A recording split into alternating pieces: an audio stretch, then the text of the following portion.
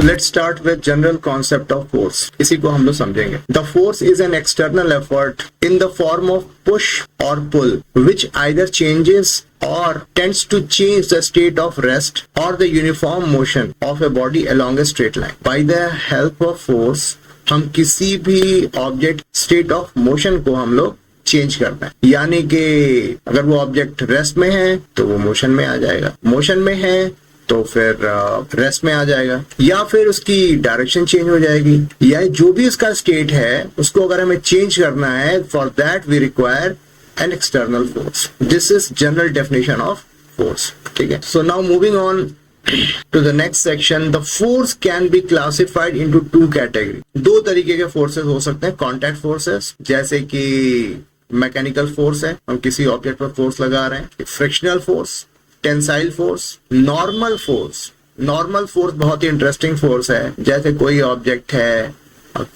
ये सरफेस पे, तो इसका मास, इसका वेट mg है, तो जितना फोर्स नीचे की ओर लग रहा है उतना ही फोर्स ये सरफेस ऑब्जेक्ट पर लगा रहा है. इसे हम बोलेंगे नॉर्मल फोर्स. और इसका रिजल्ट ये हुआ कि नेट फोर्स जो है, नेट फोर्स उस ऑब्जेक्ट पर 0 है. तभी तो वो अपनी कंडीशन को मेंटेन किए हुए है, यानी रेस्ट पोजीशन को मेंटेन किए हुए है. एयर रेजिस्टेंस, कोई भी ऑब्जेक्ट अगर एयर में मूव कर रहा है तो atmospheric resistance in the form of, जिसको हम एयर रेजिस्टेंस कहते हैं, वो हमें देखने को मिलता है. इनफैक्ट लिक्विड में भी कोई ऑब्जेक्ट अगर फ्लो कर रहा है तो उसमें हमें रेजिस्टेंस देखने को मिलता है, जिसको हम विस्कोसिटी नाम देता है. Let's talk about non contact forces, यानी कि दो ऑब्जेक्ट्स आपस में एक दूसरे के कॉन्टैक्ट में नहीं है और फिर भी एक दूसरे पर फोर्स लगा रहे हैं, जैसे कि electrostatic force, magnetic force, gravitational force. ये सारे के सारे नॉन कॉन्टैक्ट फोर्सेस होते हैं. आई होप इतनी बात आपको समझ में आई हो. ये कॉन्सेप्ट ऑफ इनर्शिया गैलीलियो साहब ने दिया था और उनके इस एफर्ट को कंपाइल करके,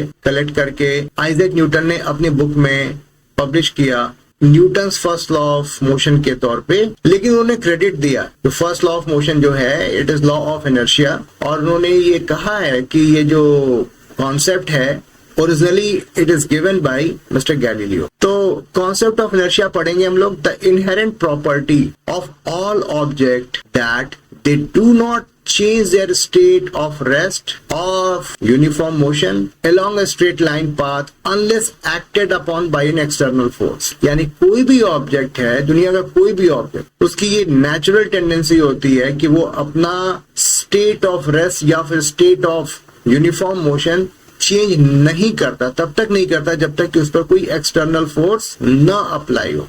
यानी कि एक्सटर्नल फोर्स अप्लाई होगा तभी उसका स्टेट ऑफ मोशन या फिर स्टेट ऑफ रेस्ट चेंज होगा. आई होप इतनी बात आपको समझ में आई. सो इसका मतलब ये हुआ कि सारे ऑब्जेक्ट्स अपने स्टेट ऑफ रेस्ट या फिर स्टेट ऑफ यूनिफॉर्म मोशन को मेंटेन रखना चाहते हैं. तो टाइप्स ऑफ इनर्शिया को पढ़ें तो इनर्शिया ऑफ रेस्ट, कोई ऑब्जेक्ट अगर रेस्ट पोजीशन में है तो it will remain in rest form unless and until we apply an external force on it. तो उस पर कोई हम फोर्स लगाएंगे तभी उसका स्टेट ऑफ रेस्ट चेंज होगा. State of inertia of motion, अगर मान लिया ये v स्पीड से चल रहा है तो v स्पीड से ही चलता रहेगा जब तक कि हम उस पर कोई एक्सटर्नल फोर्स न लगाएं. नाउ इनर्शिया ऑफ डायरेक्शन, कोई भी ऑब्जेक्ट अगर मोशन में है तो उसकी कोई ना कोई डायरेक्शन होगी. तो इन एब्सेंस ऑफ एक्सटर्नल फोर्स वो डायरेक्शन और वो यूनिफॉर्म मोशन मेंटेन रहेगा. कब तक? जब तक इस पर कोई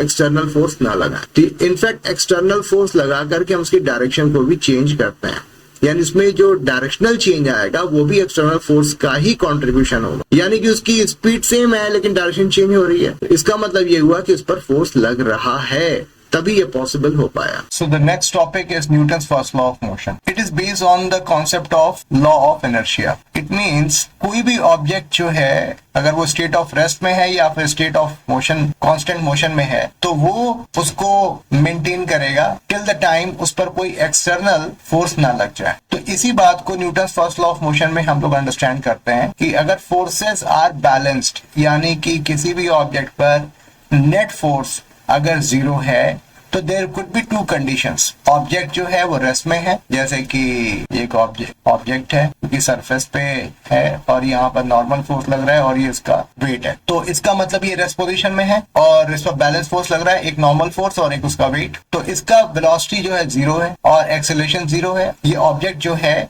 वो इनफाइनाइट टाइम तक रेस्ट पोजीशन में रहेगा जब तक कि उस पर कोई अनबैलेंस फोर्स अप्लाई ना हो। सिमिलरली अगर कोई ऑब्जेक्ट मोशन में है, कांस्टेंट मोशन में है और उसकी वेलोसिटी कांस्टेंट है, तो इसका मतलब क्या हुआ, उसका एक्सेलरेशन 0 हुआ। या एक्सेलरेशन क्या होता है, rate of change of velocity. तो with respect to time velocity में क्या चेंज हो रहा है उसी को एक्सेलरेशन कहते हैं। तो इसका मतलब अगर वेलोसिटी कांस्टेंट है तो एक्सेलरेशन 0 हुआ। तो इन दिस केस वो object will stay in motion with the same speed in the same direction। ठीक है, इतनी बात हमें समझ में है। कुछ और बातें भी करते हैं Newton first law of motion के बारे में। कोई भी ऑब्जेक्ट अगर रेस्ट पोजीशन में है तो it will remain in the rest position forever। An object at rest tends to stay at rest and an object in motion tends to stay in the motion with the same speed in the same direction। यानी कि उसके state of motion में कोई भी change नहीं आएगा unless, जब तक ना कि it is compelled by some external unbalance force to change that state. कोई अनबैलेंस फोर्स जब तक हम उस पर ना लगाएं तब तक उसकी जो स्टेट ऑफ मोशन है, अगर वो रेस्ट पोजीशन में है तो रेस्ट पोजीशन में रहेगा, अगर वो मोशन में है तो मोशन में रहेगा। अगर हम उस पर कोई अनबैलेंस फोर्स लगाते हैं तभी उसमें कोई चेंज आएगा। आई होप अब आपको कोई प्रॉब्लम नहीं होनी चाहिए और इस कॉन्सेप्ट को समझने में। तो कैन वी से Newton's first law of motion is also called law of inertia. तो कोई भी object in absence of external force जिस भी स्टेट में है उसी स्टेट में वो रहना चाहती है, जिस भी स्टेट ऑफ मोशन में है उसी स्टेट ऑफ मोशन में वो रहना चाहते। कुछ एग्जांपल्स हम लोग डिस्कस कर सकते हैं, जैसे कि बस में पैसेंजर्स बैठे होते हैं और बस के ड्राइवर ने सडनली एक्सेलरेटर यानी बस को स्टार्ट किया और एक्सेलरेट कर दिया, तो पैसेंजर्स जो है पीछे की ओर उन्हें जर्क लगता है और कई पैसेंजर्स पीछे की ओर गिर जाते हैं। तो ऐसा क्यों है, यहाँ पर हम इस पूरे इवेंट को Newton first law of motion से एक्सप्लेन कर सकते हैं। जब बस स्टार्ट होती है और ड्राइवर ने उसको एक्सेलरेट किया तो बस का फ्लोर पैसेंजर के बॉटम पोर्शन के कांटेक्ट में होता है और वो मोशन में आ जाता है, लेकिन पैसेंजर की बॉडी का जो अपर पोर्शन है वो अभी भी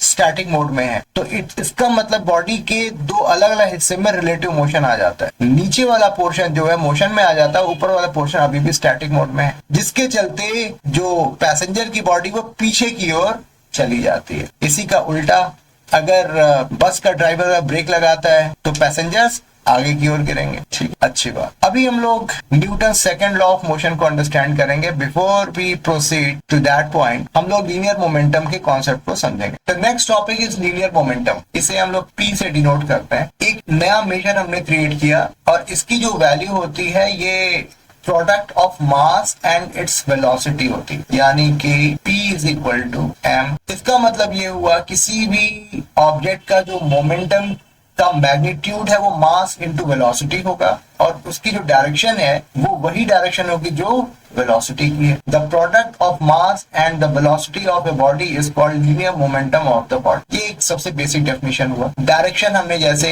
एक्सप्लेन किया कि जो वेलोसिटी की डायरेक्शन होगी वही मोमेंटम की डायरेक्शन होगी। इसका मॉड क्या हुआ, mv। जिस ऑब्जेक्ट का मास ज्यादा होगा उसका मोमेंटम ज्यादा होगा। अगर दोनों की वेलोसिटी सेम है तो, यानी कि p1 is equal to m1 v, p2 is equal to m2। So if m1 is greater than m2, what does it mean? In that case P1 will be greater than। ठीक, इस बारे में भी बात किया जाए। Heavier body has smaller velocity than the lighter body having the same linear momentum। इसको थोड़ा एक्सप्लेन करता हूं मैं। P is equal to m1 v1 and P is equal to m2 v2। यानी कि अगर m1 is greater than m2 है तो m1 v1 is equal to m2 v2। तो m1 upon m2 which is greater than 1, क्योंकि m1 जो है m2 से heavier है तो m1 upon m2 will be v2 upon v1। इसका मतलब ये हुआ कि v2 की वैल्यू यानी कि जो लाइटर ऑब्जेक्ट है उसकी वेलोसिटी ज्यादा होगी और हैवियर मास वाले ऑब्जेक्ट की वेलोसिटी कम होगी।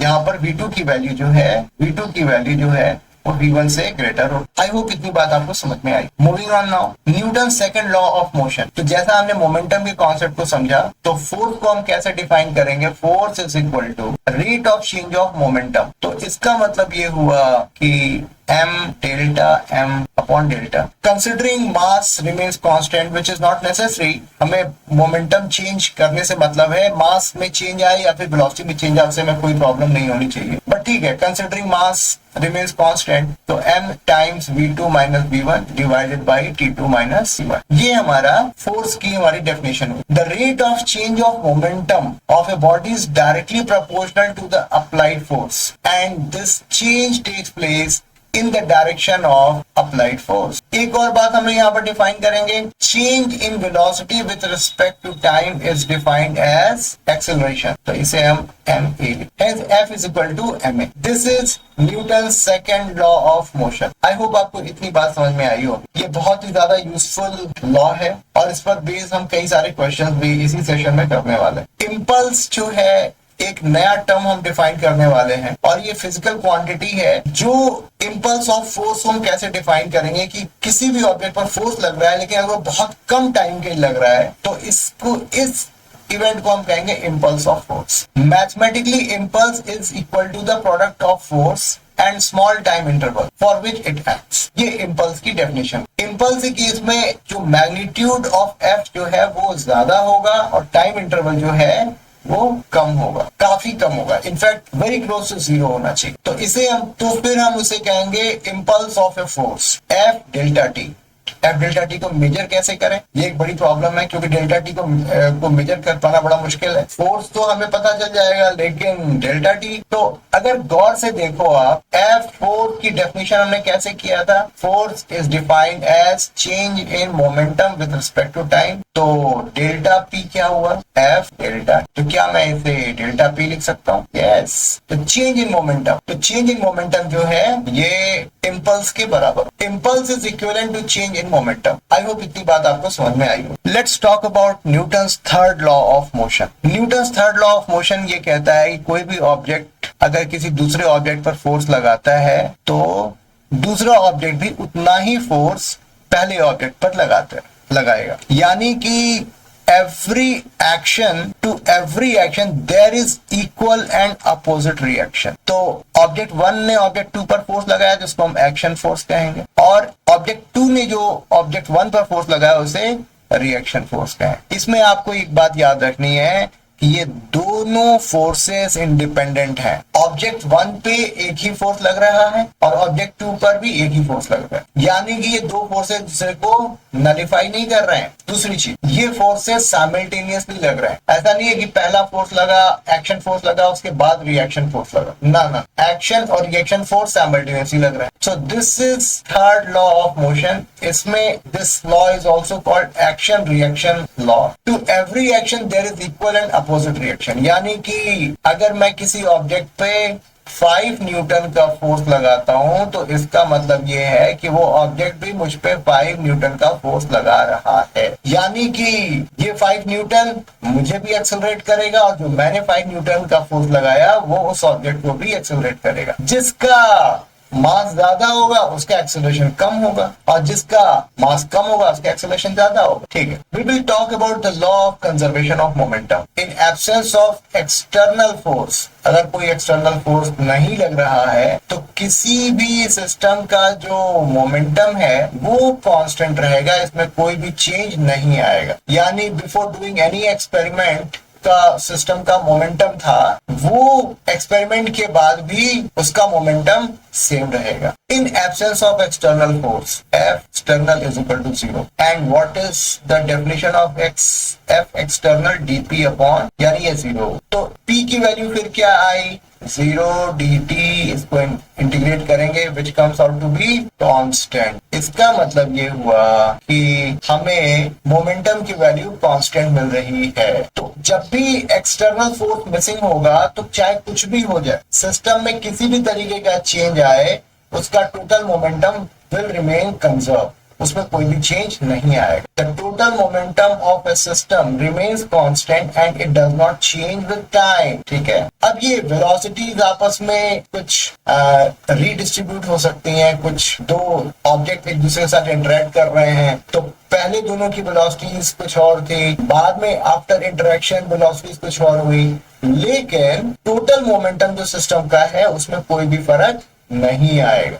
एक और एग्जांपल के साथ मैं समझा देता हूँ। मान लिया ये A है और ये B, MA, MB, तो कुछ देर के बाद ये आपस में कोलाइड करने वाले हैं। मान लिया यहाँ पर कोलाइड कर जाएंगे, तो MAVA प्लस MBB, मान लिया पोस्ट कोलिजन इनकी वेलोसिटी जो है VA डैश हो गया A की, और B की जो वेलोसिटी है वो VB डैश हो गया। तो according to the law of conservation of momentum, ये जो एक्सप्रेशन है MAVA plus MBVB is equal to MAVA dash और MBVB डैश, ये कंजर्वेशन ऑफ लीनियर मोमेंटम का मतलब यही। तो सिंपलेस्ट मैनर में मैंने आपको समझाया किस तरीके से हम कंजर्वेशन ऑफ लीनियर मोमेंटम को अंडरस्टैंड करें। So use of Newton's second law to determine acceleration in some practical cases. Case number 1 है कि एक हॉरिजॉन्टल सरफेस पर एक ऑब्जेक्ट रखा हुआ है जिसका मास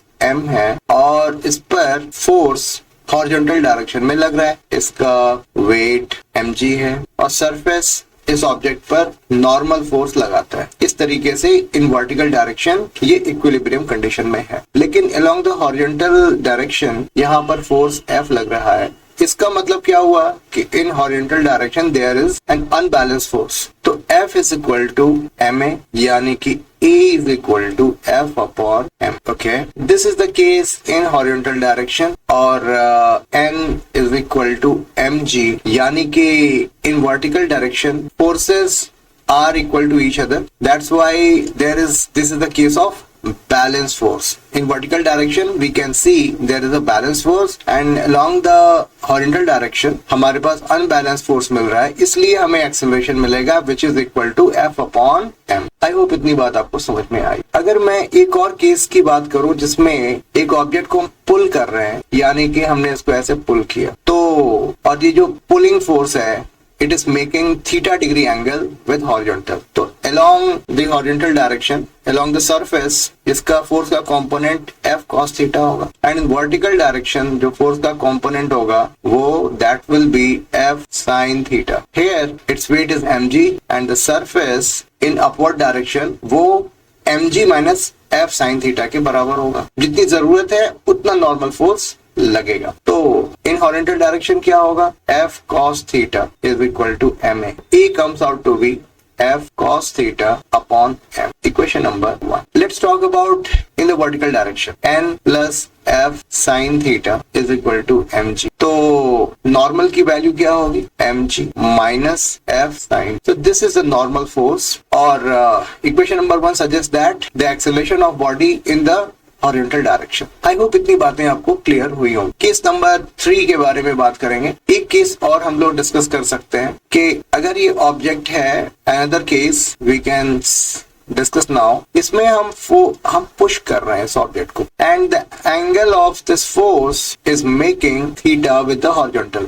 डायरेक्शन। ठीक है, तो इस केस में इसका वेट होगा mg, और ये नॉर्मल जो डायरेक्शन है वो अपवर्ड डायरेक्शन में होगा, और जो पुश फोर्स है उसका वर्टिकल डायरेक्शन में कंपोनेंट डाउनवर्ड डायरेक्शन में होगा, यानी कि F sin theta, and along horizontal direction इसका कंपोनेंट होगा F cos थीटा। ठीक, तो हॉरिजॉन्टल डायरेक्शन के बारे में बात करें, F cos theta is equal to ma, hence A is equal to F cos theta upon F cos theta upon m. इसमें तो कोई दिक्कत नहीं होनी चाहिए। इन vertical direction means along y axis, in vertical direction n is equal to F sin theta plus mg। ऐसा क्यों हो रहा है? हमें यहाँ पर बैलेंस फोर्स मिल रहा है, there is absolutely zero unbalanced force, कोई भी एक्सेलरेशन नहीं है, और जो अपवर्ड डायरेक्शन में जो फोर्सेस हैं वो डाउनवर्ड डायरेक्शन में लग रहे हैं सारे फोर्सेस के बराबर। Block place on smooth incline plane, एक ये इंक्लाइन प्लेन है, ये थीटा डिग्री एंगल है, और ये जो ऑब्जेक्ट है वो इस तरीके से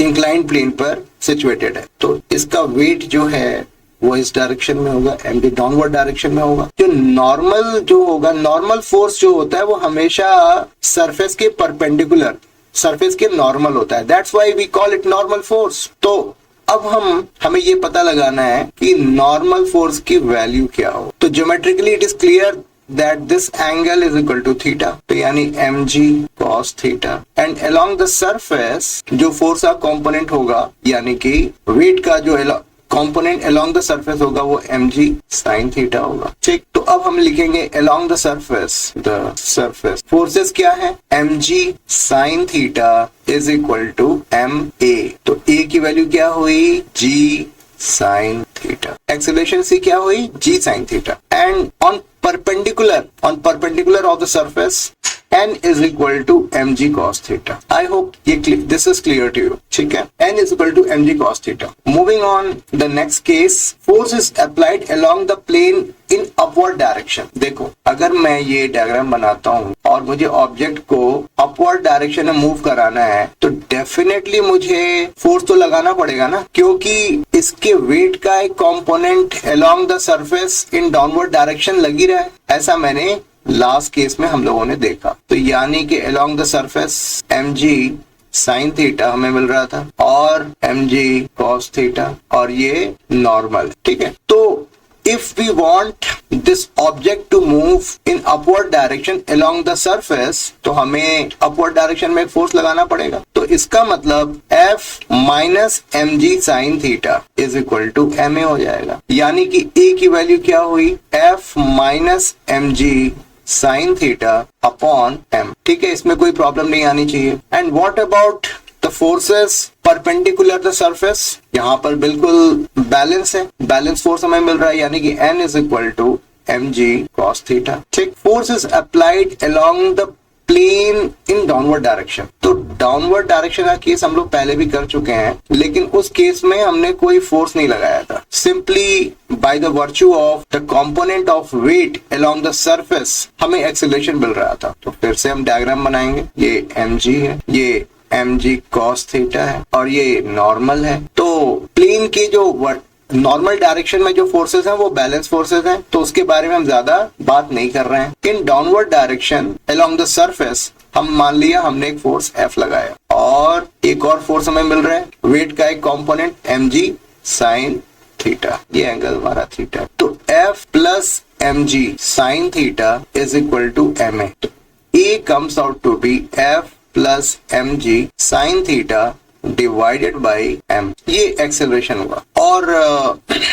नॉर्मल टू द सरफेस जो बैलेंस फोर्स की डिटेल्स क्या होंगे, n is equal to mg cos theta. ठीक है, बहुत ही आसान है, लेकिन इनके साथ आपका कंफर्ट होना चाहिए और इस तरीके इस ढंग के सिचुएशन पर बेस्ड क्वेश्चंस बहुत ही फ्रीक्वेंटली पूछे जाते हैं, that's why I am giving you all these scenarios. So let's talk about another topic, free body diagram. जब किसी सिस्टम में मल्टीपल बॉडीज एक दूसरे के साथ इंटरेक्ट करते हैं तो फ्री बॉडी डायग्राम सजेस्ट ये करता है कि हमें हर एक बॉडी को सेपरेटली डील करना है और उस पर जो सारे फोर्सेस हैं, हर एक बॉडी पे जो भी फोर्सेस लग रहे हैं उनको हमें सेपरेटली ट्रीट करना है। इस तरीके के डायग्राम को हम फ्री बॉडी डायग्राम कहेंगे और मैं अलग अलग तरीके के फ्री बॉडी डायग्राम बना के आपको दिखाऊंगा, so that you can get a feel कि किस तरीके से ये डायग्राम्स बनते हैं। ठीक है, तो this is the free body diagram of motion of two bodies in contact. ये जो सरफेस है वो फ्रिक्शनलेस है और फोर्स F m1 पे लग रहा है और ये whole body is moving with acceleration a, with acceleration. यहाँ पर फोर्सेस जो हैं F के अलावा भी कुछ लग रहे हैं। जब मैं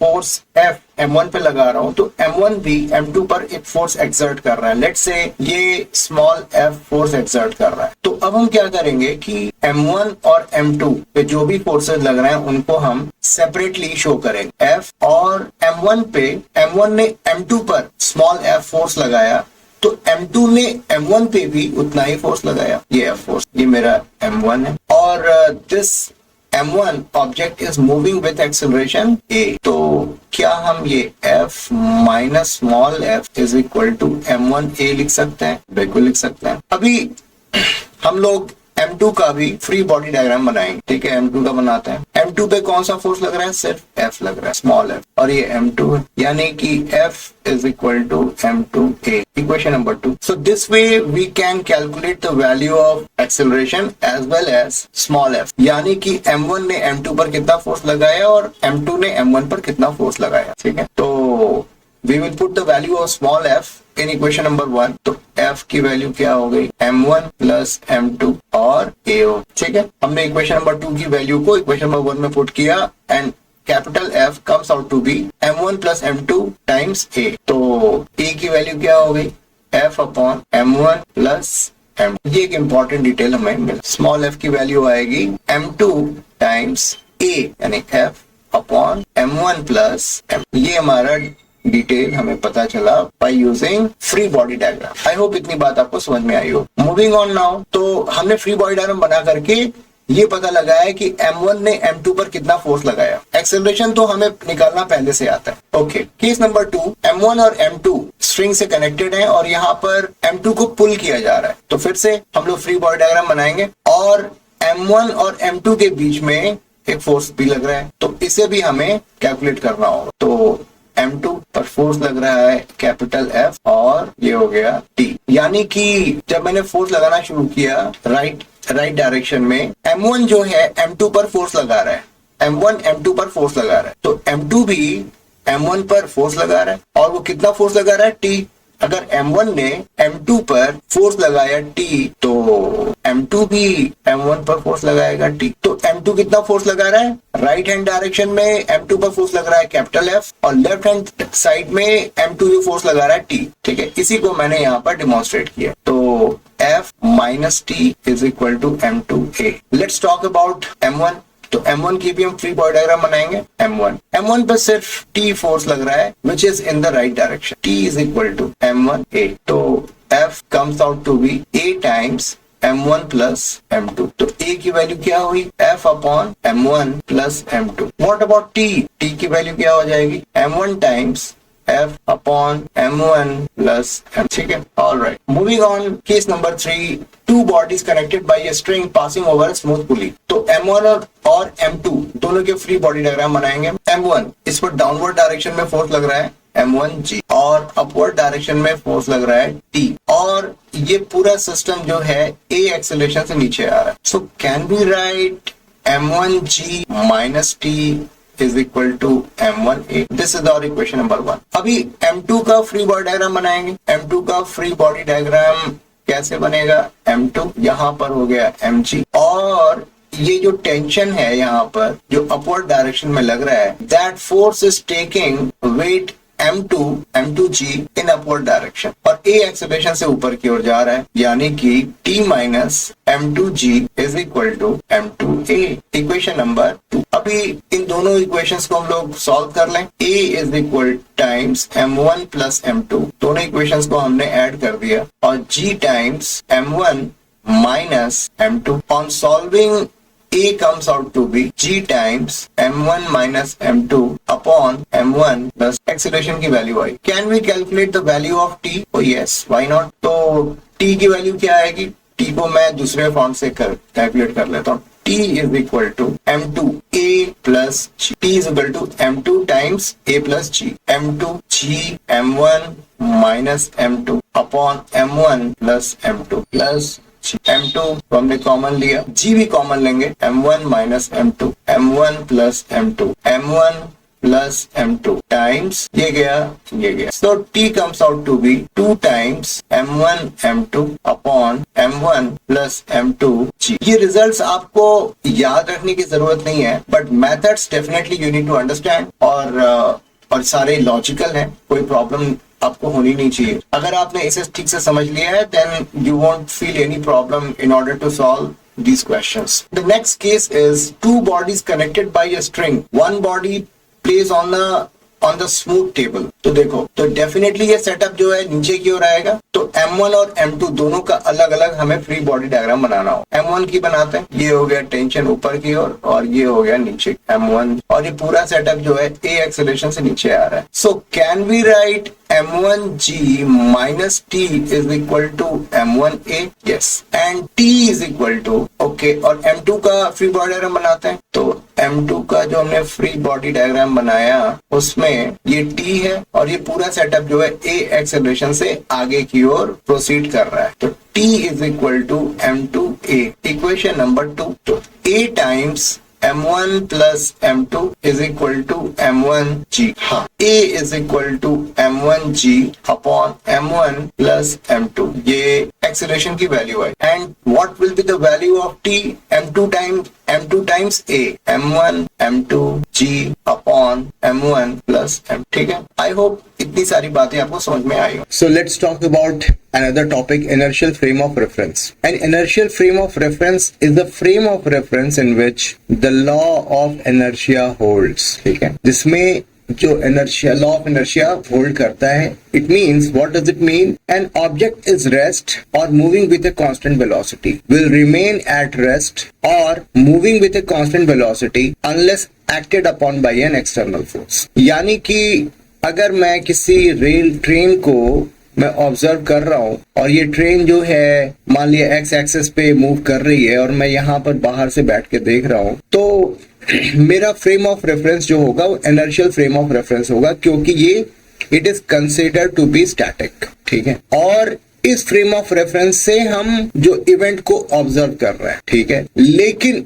अगर वो मैं ट्रेन के अंदर बैठ करके ट्रेन की मूवमेंट को ऑब्जर्व करूंगा तो उस केस में ये frame of reference inertial frame of reference नहीं रह जाता, क्योंकि यहां पर वेलोसिटी जो है वो कांस्टेंट नहीं। ये ट्रेन में भी एक्सेलरेटिंग और डी एक्सेलरेटिंग। ठीक है, इसमें चेंज इन वेलोसिटी हो रही होती है, तो इसलिए हम इसे कहेंगे non inertial frame of reference. इसी बात को हम लोग अगले स्लाइड में समझेंगे। Non inertial frame of reference is a frame of reference that is accelerating और rotating relative to an inertial frame, therefore the law of inertia does not hold. यानी कि मैं ट्रेन में हूं और ट्रेन या तो डी एक्सेलरेट कर रही है या डी एक्सेलरेट कर रही है, for some time it may move with a constant velocity also. तो इसका मतलब ये है कि अगर मैं ट्रेन के अंदर बैठ करके ट्रेन की मोशन को मैं ऑब्जर्व करूं तो मेरा फ्रेम ऑफ रेफरेंस जो है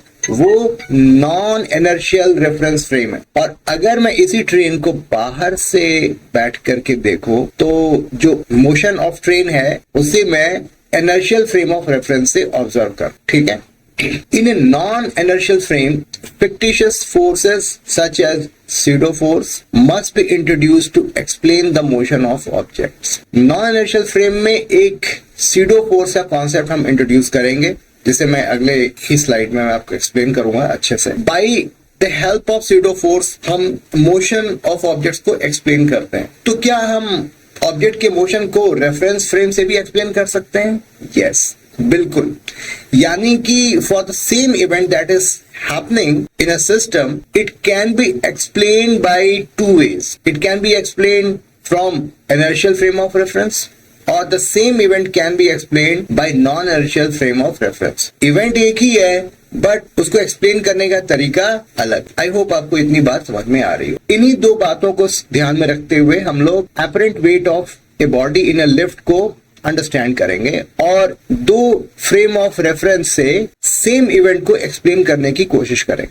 एक लिफ्ट में मैं बैठा हुआ हूं, मैं खड़ा हूं एक वेइंग मशीन पे और ये लिफ्ट यूनिफॉर्म वेलोसिटी से या तो ऊपर या फिर नीचे किसी भी डायरेक्शन में जा रही है। यानी कि लिफ्ट पर एक्सटर्नल फोर्स कितना लग रहा है? 0। यानी कि इस पर लिफ्ट पर बैलेंस फोर्स लग रहा है, अनबैलेंस फोर्स 0 है। तो इस केस में हम किसी भी फ्रेम ऑफ रेफरेंस से इसको स्टडी करें, यहां पर मेरा वेट डाउनवर्ड डायरेक्शन में है और ये नॉर्मल फोर्स अपवर्ड डायरेक्शन में, और यहां पर along x axis as well as along y axis equilibrium maintained है, तो n will be mg। तो वेइंग मशीन में जो वेट हमें दिखाई देगा वो नॉर्मल फोर्स के बराबर होगा। तो इसका मतलब ये हुआ कि हमारा जो रियल वेट है वही हमें वेइंग मशीन पे दिखाई पड़ेगा। Let's talk about another case. Lift जो है वो अपवर्ड डायरेक्शन में ए एक्सेलरेशन के साथ मूव कर रही है। तो अगर मैं इनर्शियल फ्रेम ऑफ रेफरेंस के कॉन्टेक्स्ट में बात करूं तो यहाँ पर क्या क्या फोर्सेस लग रहे हैं। ये मेरा mg हुआ और ये रिएक्शनरी फोर्स है, नॉर्मल फोर्स n, और ये सिस्टम जो है अपवर्ड डायरेक्शन में मूव हो रहा है। तो मैं बाहर से ऑब्जर्व कर रहा हूं और मैं ये देख रहा हूं कि ये नेट फोर्सेस लिफ्ट के अंदर जो ऑब्जेक्ट्स हैं उस पर क्या लग रहे हैं, n माइनस mg, और ये पूरा सिस्टम जो है ऊपर अपवर्ड डायरेक्शन में जा रहा है तो ma हो गया। ठीक है, तो लिफ्ट के अंदर जो ऑब्जेक्ट हैं यानी मुझ पे फोर्सेस क्या डाउनवर्ड डायरेक्शन में mg लग रहा है और अपवर्ड डायरेक्शन में नॉर्मल लग रहा है, यही नेट फोर्सेस हैं। और इफेक्टिवली मैं अपवर्ड डायरेक्शन में a एक्सेलरेशन से ऊपर जा रहा हूं, तो यहां पर n की वैल्यू क्या होगी, m टाइम्स a प्लस। तो सेम इवेंट को हम लोग non inertial frame of reference में एक्सप्लेन करेंगे। तो non inertial frame of reference में जो ऑब्जर्वर है वो लिफ्ट के अंदर ही है, तो यहाँ पर mg है, और चूंकि लिफ्ट ऊपर की ओर जा रही है तो इस पर एक SIDO force ma downward direction में लग रहा है और अपवर्ड डायरेक्शन में नॉर्मल है। तो ये this is the condition of vertical equilibrium, है ना। तो n is equal to m times g plus a।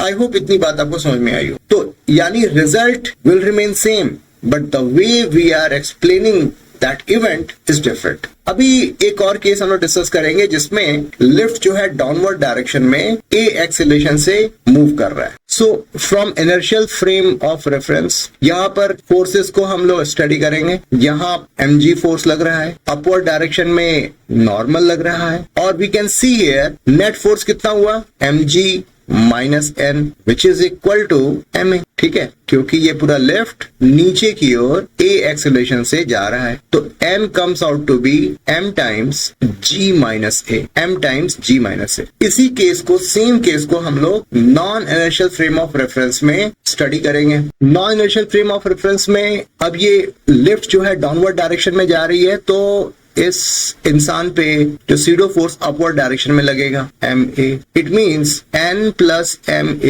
Is equal to mg। तो n comes out to be m times g minus a। इस equation से clear है कि अगर lift g acceleration से नीचे की ओर जाएगी तो it will be case of weightlessness, यानी कि उस पर्टिकुलर केस में वेइंग मशीन में जो रीडिंग होगी वो 0 आ जाएगी। ठीक, so let's solve couple of problems जो एनसीईआरटी के हैं। तो इन क्वेश्चंस को हम सॉल्व करेंगे। Two identical billiard balls strike a rigid ball. तो ये दो बिलियर्ड बॉल हैं जो कि रिजिड बॉल से कोलाइड करते हैं विद द सेम स्पीड, दोनों की स्पीड सेम है बट एट डिफरेंट एंगल, क्योंकि उनके एंगल्स डिफरेंट है, जैसा कि ये डायग्राम में दिया हुआ है। And gate reflected without any change in speed. The direction of force ये हमें पूछा है, and the ratio of magnitude of impulses ये भी हमें पूछा है।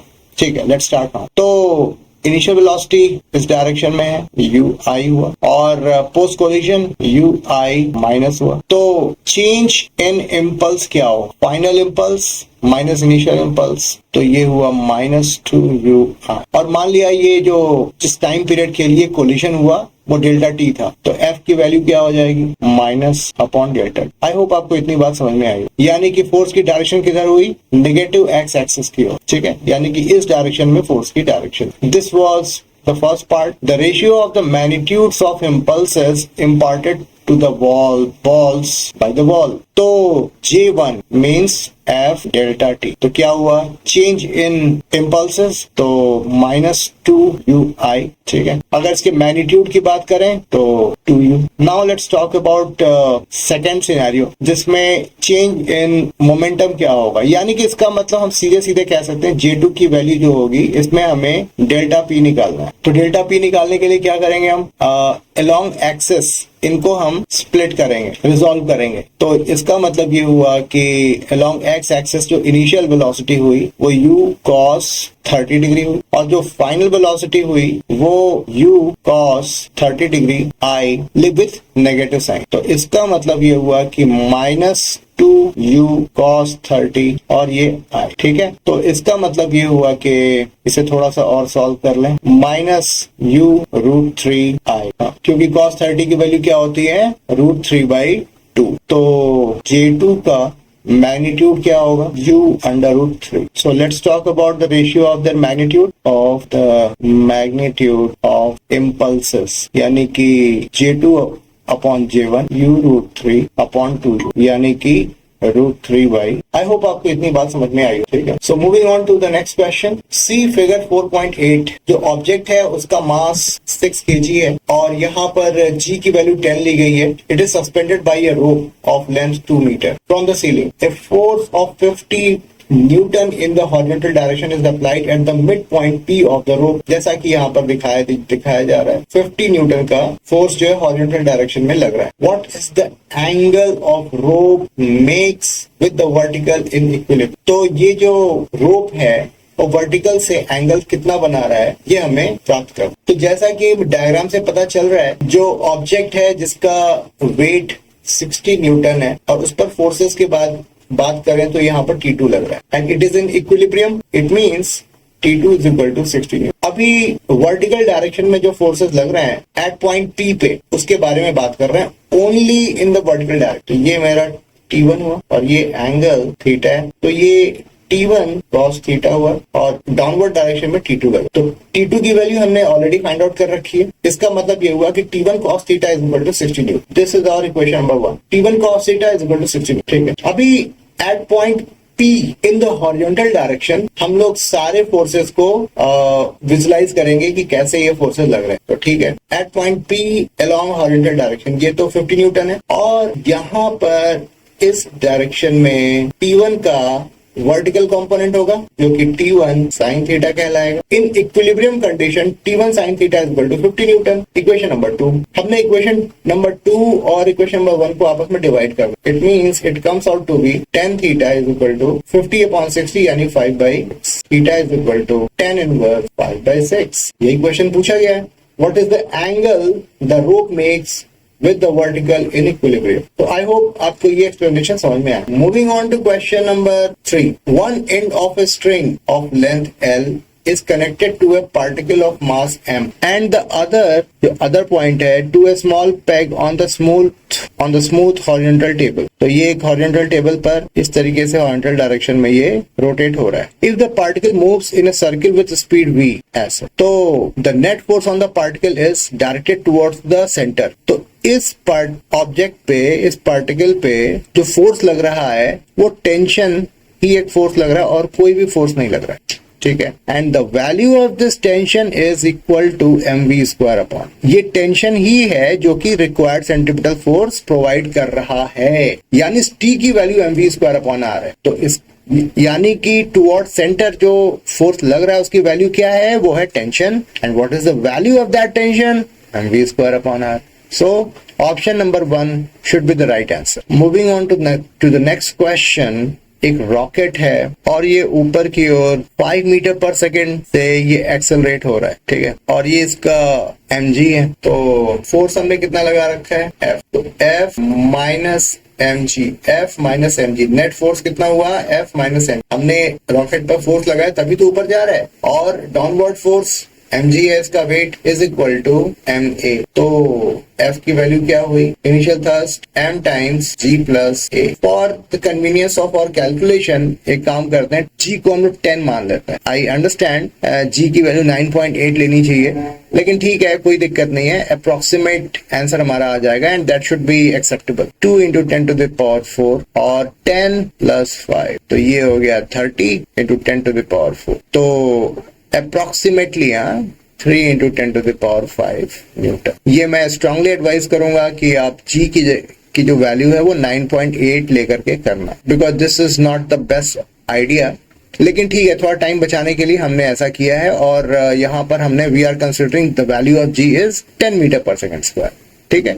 कॉन्सेप्ट आपको समझ में आना चाहिए. A body of mass 0.4 kg moving initially with a constant speed of 10 मीटर/सेकंड to the north is subject to a constant force of 8 newton directed towards the south for 30 seconds. तो नॉर्थ साइड को हम इस direction में लेते हैं और south इधर, ठीक है। तो नॉर्थ डायरेक्शन में जो मोशन हो रहा है उसे अगर मैं आई से, वेक्टर आई से डिनोट करूं, तो साउथ में जो मोशन होगा उसे मैं नेगेटिव आई से रिप्रेजेंट कर सकता हूं, क्योंकि जो हमारी समझ है कि एक रेक्टिलिनियर, एक एक्सिस में मोशन हो रहा है। तो पहले तो ये पता लगा लिया जाए कि इस बॉडी पे एक्सेलरेशन क्या लग रहा है। F is equal to ma, 8 newton 0.4 a की वैल्यू कितनी हुई 20 मीटर पर सेकेंड स्क्वायर, यानी कि, और इसकी डायरेक्शन किधर है, माइनस आई, टुवर्ड साउथ इसकी डायरेक्शन है। u की वैल्यू क्या है 10 मीटर पर second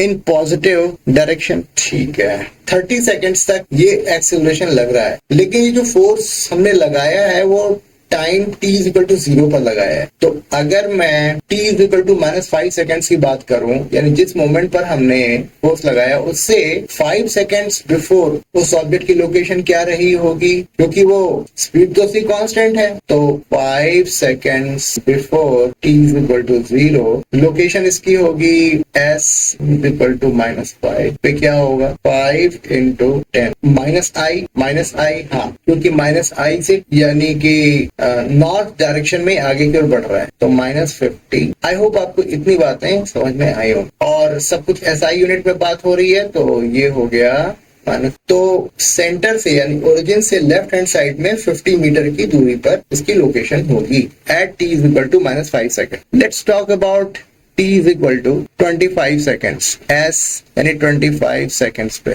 ut plus half at square, तो u क्या है 10i, t क्या है 25 plus half at square.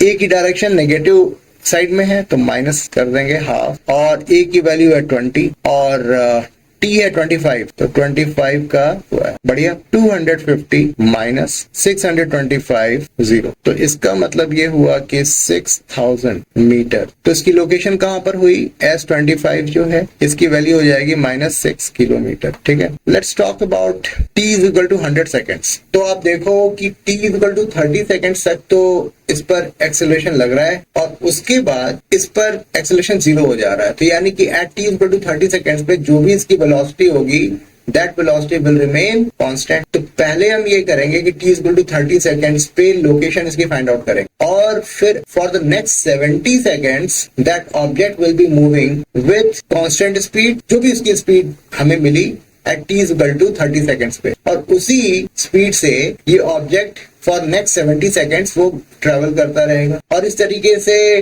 Location जो है हमारी s at t equal to 30 seconds plus उसके बाद वहां से 70 सेकेंड्स के बाद जहां पर वो पहुंचा है, ये दोनों लोकेशंस को हम जो है जोड़ लेंगे, ठीक है, और फिर that will be the final location. तो ये हमारी अप्रोच रहेगी और इसको चलो सॉल्व कर लिया जाए। t is equal to 30 seconds पे मुझे दो चीजें पता कर, s 30, तो क्या होगा 10 और 30 minus half 20 and t square यानी कि 900 हो गया, तो 300 माइनस 9000, ओके, तो ut minus half at square 300 और तो 8700 माइनस मीटर। इसको SI यूनिट में है, ये इसे किलोमीटर कन्वर्ट कर लें, -8.7 किलोमीटर, यानी कि एट 30th सेकेंड पे ये इस ऑब्जेक्ट की लोकेशन जो है 8.7 किलोमीटर पर है। अब यहाँ से नेक्स्ट 70 सेकेंड्स तक वो कितनी डिस्टेंस चला वो भी हम प्राप्त करेंगे, और दोनों डिस्टेंसेस को हम ऐड कर, तो इस तरीके से जो डिस्टेंस हमें मिलेगी वो t इक्वल टू 0 सेकेंड यानी ओरिजिन से हमें डिस्टेंस मिलेगी। तो पहले v30 प्राप्त करें, u की वैल्यू जो है वो है 10 माइनस 20 और 30 हो, v equal to u minus 8, तो u की वैल्यू है 10 मीटर पर second minus a into t, ठीक, तो ये हो गया -509 मीटर पर सेकेंड। तो फॉर नेक्स्ट 70 सेकेंड्स में हमने कितना डिस्टेंस ट्रेवल किया 59 into 0.036 and 41, तो this way we can say -41.3 kilometre. तो टोटल डिस्टेंस क्या हो गया -8.7 plus 41.3 kilometre which comes out to be -50 kilometre. I hope आपको इतनी बात समझ में आई, ठीक है, अच्छा क्वेश्चन था। तो इस तरह के क्वेश्चन हम लोगों ने पहले भी किए हुए। A truck starts from rest and accelerates uniformly at 2 metre पर सेकेंड स्क्वायर, तो u की वैल्यू जो है वो 0 है and a is equal to 2.0 metre पर second square, t is equal to 10 seconds, तो v की वैल्यू क्या हो जाएगी, v is equal to u plus 80 यानी 20 मीटर पर सेकेंड। और इस मोमेंट पे हमने एक ऑब्जेक्ट को ड्रॉप किया। Stone is dropped by a person standing on the top of the truck for next 1 second, क्योंकि t इज इक्वल टू 10 पे ये घटना घटी है और हमें t is equal to 11 second पे हमें डिटेल्स पूछे गए। तो जैसे ही हम उसने ड्रॉप किया, अब ये तो एक्सेलरेशन इस पर एप्लीकेबल नहीं होगा। नाउ डाउनवर्ड डायरेक्शन में एक्सेलरेशन जो होगा वो होगा 9.8 मीटर पर सेकेंड स्क्वायर, और हॉरिजॉन्टल डायरेक्शन में जो है जो मोशन हो रहा है वो है 20 मीटर पर सेकेंड। ठीक है, तो एक सेकेंड के बाद इसकी वेलोसिटी क्या होगी? अगर डाउनवर्ड डायरेक्शन में इनिशियल वेलोसिटी क्या है, 0 है डाउनवर्ड डायरेक्शन में, तो एक सेकेंड के बाद इसकी वेलोसिटी क्या हो जाएगी, 9.8 यानी v is equal to approximately can we say 10 metre पर सेकेंड। कोई प्रॉब्लम नहीं है। तो इसकी वेलोसिटी क्या आएगी? अब हम वेक्टर एडिशन करेंगे क्योंकि इसके दो कंपोनेंट्स अलग अलग डायरेक्शंस में, एक x एक्सिस पर है और दूसरा y एक्सिस पर, तो इसकी रिजल्टेंट इस डायरेक्शन में होगी। v comes out to be 10 square plus 4 times यानी कि 2 का स्क्वायर इंटू 10 स्क्वायर यानी 10 अंडर रूट 5 मीटर पर सेकेंड। ठीक है, acceleration of the stone at t equal to 11 second. Acceleration क्या हो? देखो एक्सेलरेशन जो है हॉरिजॉन्टल डायरेक्शन में जो पहले till t is equal to 10 second तक 2 मीटर पर सेकेंड स्क्वायर था, लेकिन 11 सेकेंड पे इसका acceleration in horizontal direction will become 0 and downward direction में क्या होगा, a will be g which is 9.8 metre पर सेकेंड स्क्वायर। तो एक्सेलरेशन जो होगा वो होगा g और 9.8 मीटर पर सेकेंड स्क्वायर। ठीक है, आई होप ये बात आपको समझ में आई होगी। A bob of mass 0.1 kg hung from a ceiling of the room by string 2 meter long set into oscillation, ऐसा इसका ऑसिलेशन हो रहा है। The speed of the bob at its mean position is 1 meter per second, यानी highest speed जो है वो है 1 मीटर पर सेकेंड, और ये हॉरिजॉन्टल डायरेक्शन में इस मोमेंट पर जो मीन पोजीशन पर जो इसकी डायरेक्शन हो, तो मीन पोजीशन पर इसकी डायरेक्शन 1 मीटर पर सेकेंड, और एक्सट्रीम पॉइंट पे इसकी डायरेक्शन जो है वो b इज इक्वल टू 0, तभी तो वो अपनी डायरेक्शन को चेंज करेगा। तो क्वेश्चन क्या है, what is the trajectory of the bob if the string is cut when the bob is at one of its extreme positions. तो अब वेलोसिटी तो 0 है और कट होने के बाद इस पर एक्सेलरेशन जो है डाउनवर्ड डायरेक्शन में ही सिर्फ लगेगा और किसी भी डायरेक्शन में नहीं लगेगा। ठीक है, तो ट्रेजेक्टरी क्या होगी, डाउनवर्ड डायरेक्शन। तो ए का आंसर क्या होगा, straight line and downward direction. ठीक है, अब सेकंड केस को डिस्कस करते हैं। यहाँ पर जो मीन पोजीशन है, अब ये यहाँ पर ऐसे जा, तो हॉरिजॉन्टल डायरेक्शन में इसकी वेलोसिटी है 1 मीटर पर सेकेंड ऐसे, और डाउनवर्ड डायरेक्शन में भी इसकी वेलोसिटी होगी before it strikes the ground, और इस डायरेक्शन में एक्सेलरेशन की वैल्यू होगी g और वेलोसिटी बढ़ती जाएगी, यानी नीचे भी आ रहा है और हॉरिजॉन्टल डायरेक्शन में आगे की ओर बढ़ता जाए। मान लिया कि अगर ये हाइट ग्राउंड की h थी, तो ये दोनों ही नीचे की ओर वेलोसिटी बढ़ती जा रही है विद एक्सेलरेशन g, और हॉरिजॉन्टल डायरेक्शन में इसकी वेलोसिटी कांस्टेंट। तो इसका जो ट्रेजेक्टरी होगी वो पैराबोला हो। ठीक है, इस तरीके से इसका पाथ बने। आई होप आपको इतनी बात समझ में आई हो। तो अगर मीन पोजीशन पर ये कट हो तो यहाँ पर पाथ इसका पैराबोला हो। Let's solve question number 4.13। A man of mass 70 kg stands on a weighing scale in a lift which is moving upward with a uniform speed of 10 meter per second। ये lift है और ये upward direction में uniform speed से 10 metre पर second ये ऊपर की ओर जा रही है, यानी कि एक्सेलरेशन यहाँ पर 0 है क्योंकि चेंज इन वेलोसिटी 0 है। और यहाँ पर जो मैन है जिसका मास 70 kg है, तो 70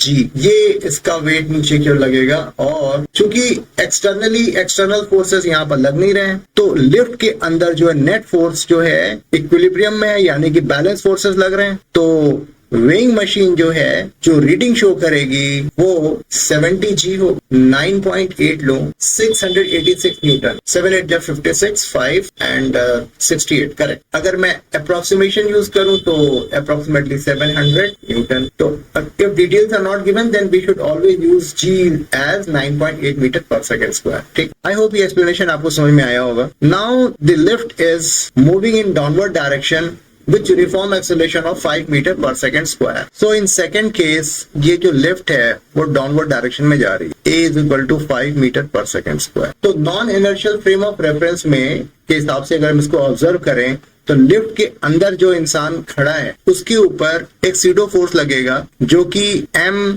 के बराबर होगा। What is a? 5 मीटर पर सेकेंड स्क्वायर। यानी कि इस इंसान पर दो फोर्सेस लग रहे हैं, एक नॉर्मल फोर्स अपवर्ड डायरेक्शन और ma, और डाउनवर्ड डायरेक्शन में क्या फोर्स लग रहा है? mg। तो in equilibrium n plus ma is equal to mg। n comes out to be m times g minus a। तो 79.8 माइनस 5 यानी कि 74.8, 748, it comes out to be 336 new. ये रीडिंग हमें शो करेगी, यानी कि इसका वेट घट गया। जब ये लिफ्ट जो है डाउनवर्ड डायरेक्शन में जा रही है तो इसका वेट घट गया। Let's talk about the third case when the lift is moving in upward direction. So जब ये ऊपर की ओर जा रहा है 5 मीटर पर सेकेंड स्क्वायर से, तो इन non inertial frame of reference इस पर एक सीडो फोर्स लगेगा जो कि डाउनवर्ड डायरेक्शन में होगा और इसकी वैल्यू जो होगी ma होगी। What is the value of a? 5 metre पर सेकेंड स्क्वायर। तो अगर हम सारे फोर्सेस को ऑब्जर्व करें in non inertial frame of reference तो it comes out to be n plus m। n is equal to ma plus mg।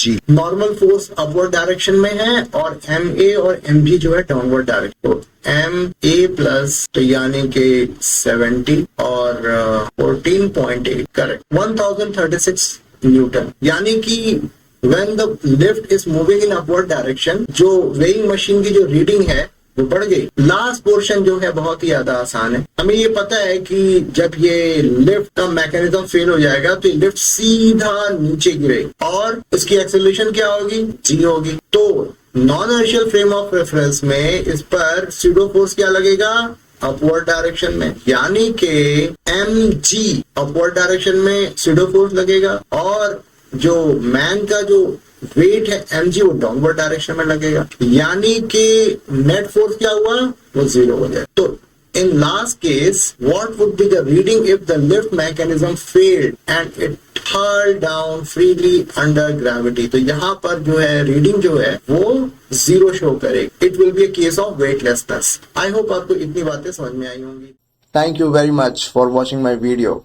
अगर आपको मेरा वीडियो पसंद आया and please do like, share and subscribe my channel। अपने friends को बताइए, उनको फॉरवर्ड करिए और अपने वैल्यूएबल फीडबैक्स दीजिए। आपके फीडबैक से मुझे काफ़ी कुछ आइडिया लगेगा और मैं अपने कंटेंट को और ज़्यादा इम्प्रोवाइज कर पाऊंगा। सो गॉड ब्लेस यू ऑल।